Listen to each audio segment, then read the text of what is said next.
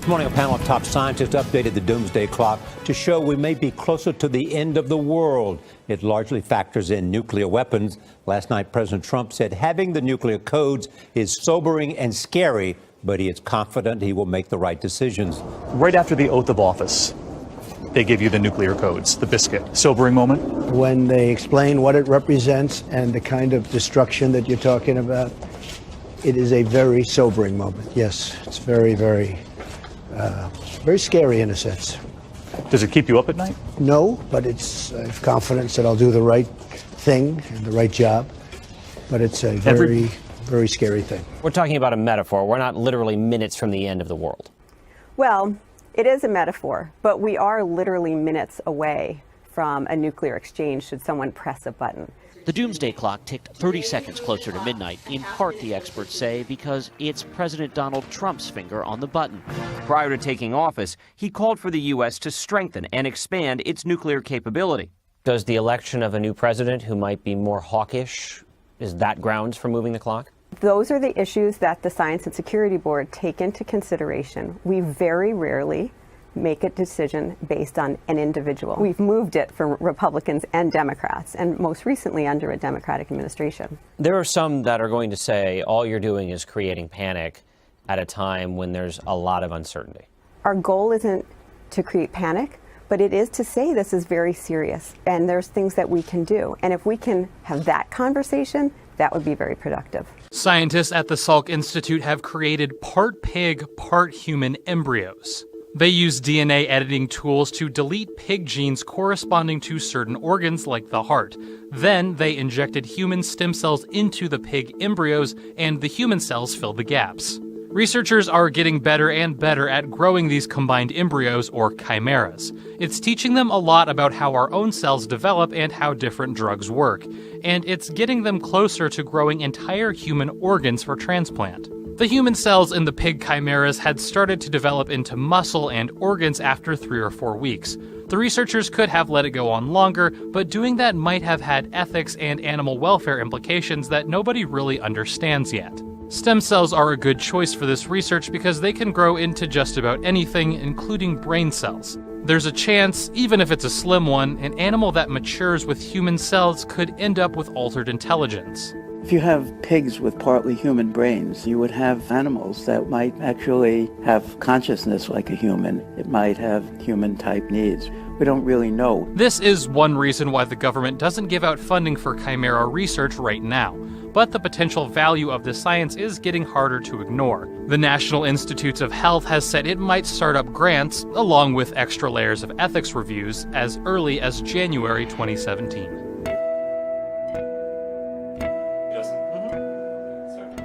This man is controlling a computer game with information sent directly to his brain. No visual, auditory, or other sensory information helps him play. University of Washington researchers are testing direct brain stimulation as a way to tell the mind what to do.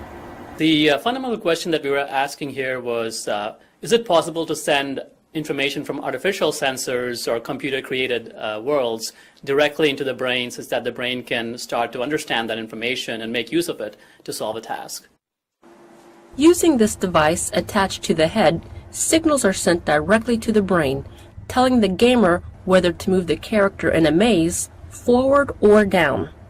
It's called transcranial magnetic stimulation, or TMS.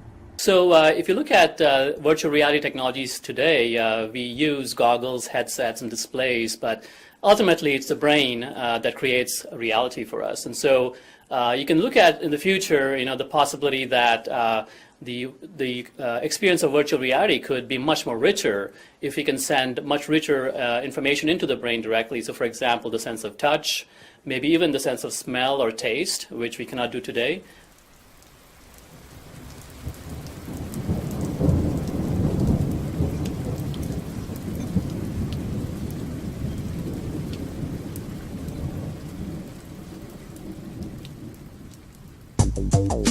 Facebook has named a new chief to lead its virtual reality operations.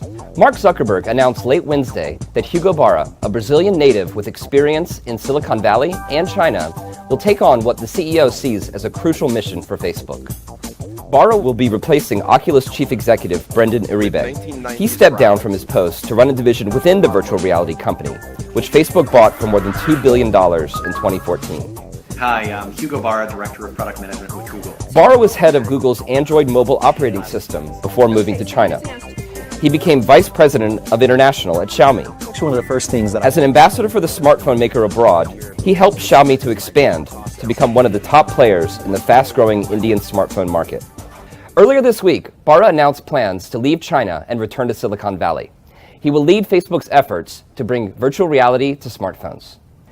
Hugo shares my belief that virtual and augmented reality will be the next major computing platform, Zuckerberg said in a Facebook post. They'll enable us to experience completely new things and be more creative than ever before. Dragonflies have been turned into hybrid drones thanks to a joint effort between an engineering firm named Draper and the Howard Hughes Medical Institute. The project is called Dragonfly, and it involves placing a tiny solar-powered device on the insect's back for remote navigation. As one of the engineers, Jesse J. Wheeler, said in a Draper news release, the system pushes the boundaries of energy, harvesting, motion sensing, algorithms, miniaturization, and optogenetics, all in a system small enough for an insect to wear. One of these breakthroughs involved genetically modifying the dragonfly so that its neurons would be sensitive to light. By sending controlled signals through the pack, the team is able to effectively steer the insect in a given direction.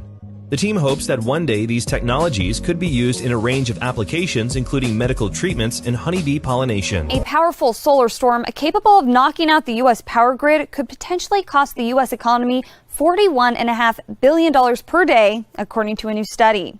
Solar storms are massive radiation emissions from the sun that can bring down electrical grids and satellite services on Earth. They can last for days to weeks to months, depending on the severity. If a massive solar storm hit Earth, the U.S. could suffer an extended blackout.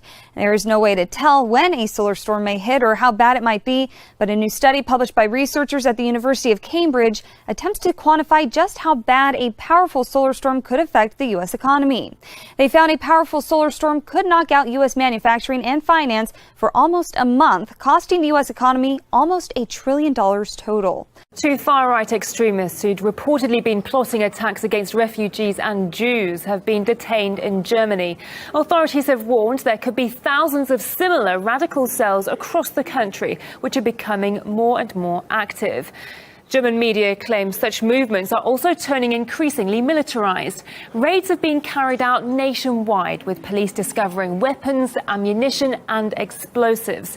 Security services say such groups see themselves as enforcers of the will of the people. Meanwhile, German courts recently ruled out an attempt to ban the country's National Democratic Party, which is largely considered ultra-nationalist.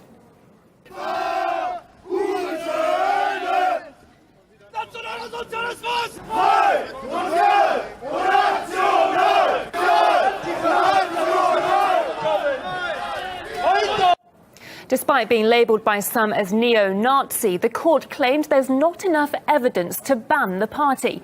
Some time ago, the group was at the centre of an email scandal when thousands of documents containing Nazi terminology and slogans were leaked.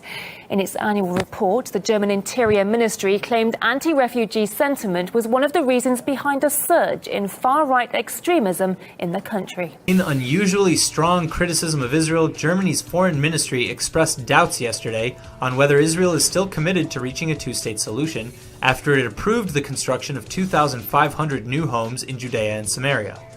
German Foreign Ministry spokesman Martin Schäfer said that the approved scale and political impact of the plan goes beyond anything seen in recent months.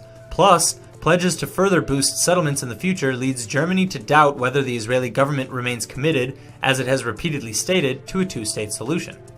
Germany, a close ally of Israel, usually is very cautious in its criticism, merely stating that such settlements are an obstacle to the peace process without questioning Israel's willingness to reach an eventual peace deal with the Palestinians. 11 people have been detained as police carry out massive anti-jihadist operations into major Austrian cities. These have been large-scale anti-terror operations that have taken place in Austria, in the east of the country, in the capital Vienna, and in the southeast in the city of Graz. They've also, as we understand from those on the ground, have involved the elite security service, Cobra.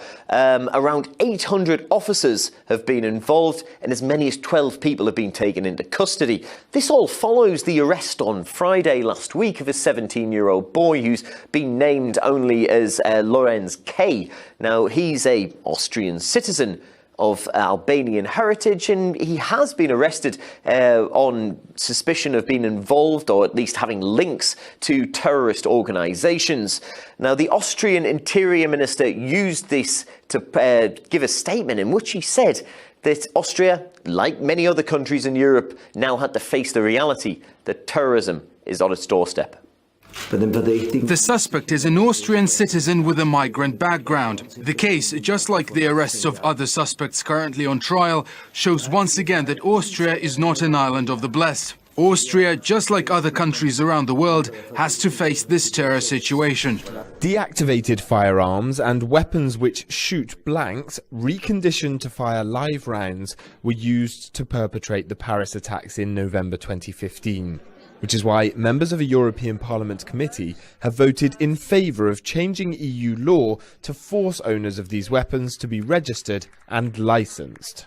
There's been a complicated wrangle over this directive with EU member states. Many countries have comprehensive firearms laws and have opposed overarching EU legislation. The original proposal of this directive went much further, like decreasing the size of ammunition magazines and banning the most deadly semi-automatic weapons.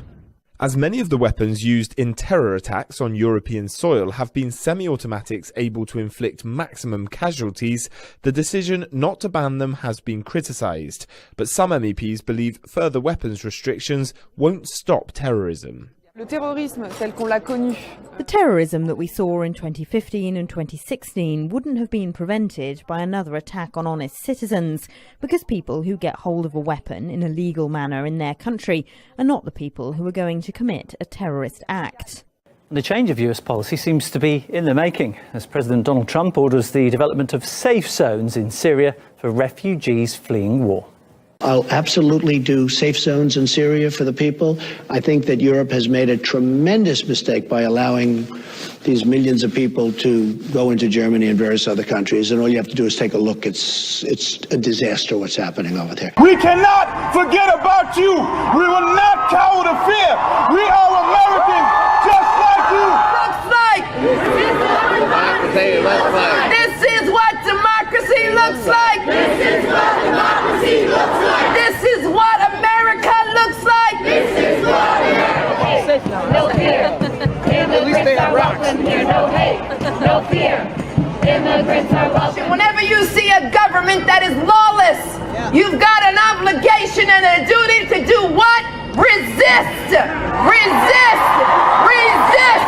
India has displayed its military might at a grand parade in its capital city, New Delhi, as the country celebrates its 68th Republic Day. The country's constitution was formally adopted on January 26, 1950, after gaining independence from Britain in 1947. While the parade showcased India's culture and military power. A contingent from the UAE Armed Forces also marched in the parade as a special guest. India's president, vice president, prime minister, and other dignitaries were in attendance. Japan says Russian bombers recently came a little too close for comfort. In a January 25th news release, the Japanese Defense Department said it scrambled its jets the day before. The scramble was in response to 3 Tu-95 bombers from Russia, which flirted with the edge of Japan's territorial airspace. The North American Aerospace Defense Command increased its threat posture at the same time.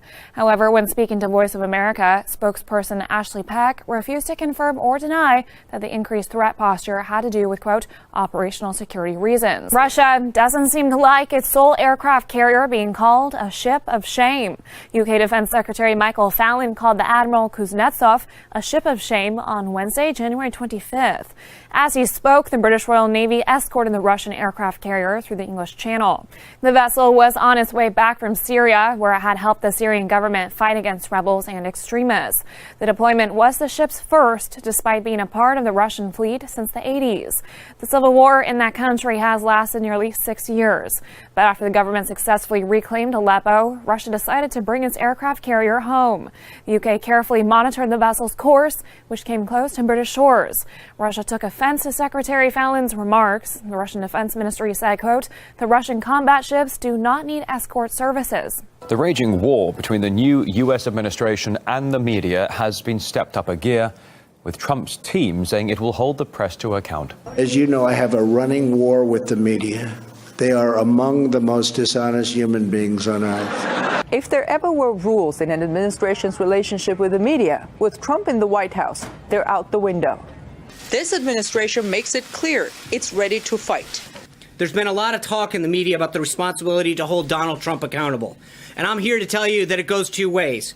We're going to hold the press accountable as well. Chief White House strategist and former executive of Breitbart News, Stephen Bannon, took a big swing at what he called elite media Wednesday evening. Speaking to the New York Times, Bannon repeatedly called the media the opposition party and dishonest, saying it should keep its mouth shut. The conversation was supposed to be about White House Press Secretary Sean Spicer, but Bannon made it clear he wanted to talk about the media, even telling the paper, I want you to quote this. National Park Twitter accounts are going rogue after the Trump administration's order to not post anything regarding climate change. On Wednesday, supposed employees at the National Park Service created a new Twitter account. The account describes itself as the unofficial resistance team of U.S. National Park Service. It began tweeting on Tuesday with an initial missive aimed at Trump. Mr. Trump, you may have taken us down officially, but with scientific evidence and the internet, our message will get out. NASA has also created a new account called Rogue NASA. Now there are over 20 resistance Twitter accounts, all claiming to be the creation of government employees determined to get the facts about climate change out. The Premier is seen arriving with the President. Another of those secret journeys has been safely made. Winston Churchill famously coined the term special relationship during the Second World War, believing close links between the US and UK were the only hope for lasting peace. The 1980s, Ronald Reagan and Margaret Thatcher developed a particularly close bond, both anti-communist and pro-free market. The special relationship continued into the Tony Blair and Bill Clinton era, with both sharing similar political ideology and brokering peace in Northern Ireland. A new president in George Bush and the war in Iraq brought Britain and the US closer. I've admired him as a president, and I regard him as a friend. I have taken the view that Britain should stand shoulder to shoulder with America.